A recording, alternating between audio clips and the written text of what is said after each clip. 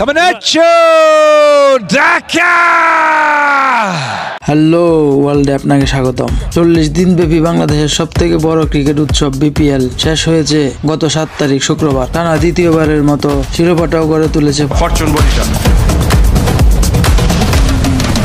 দুর্বার রাজশাহী অনুশীলন বর্জন, কখনো বিদেশি চারাই খেলতে নামা, ক্রিকেটারদের পারিশ্রমিক না দেওয়া, এবার নজরবিহীন সব ঘটনা ঘটিয়েছে দুর্বার রাজশাহী। টুর্নামেন্ট শেষ হয়ে গেলেও চুক্তি অনুযায়ী এখনো পারিশ্রমিক দিতে পারেনি দুর্বার রাজশাহী।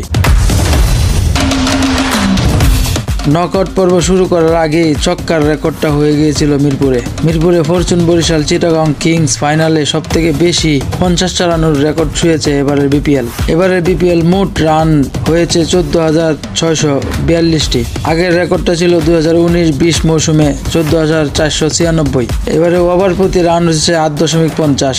2019-20 মৌসুমে যা ছিল 8.24।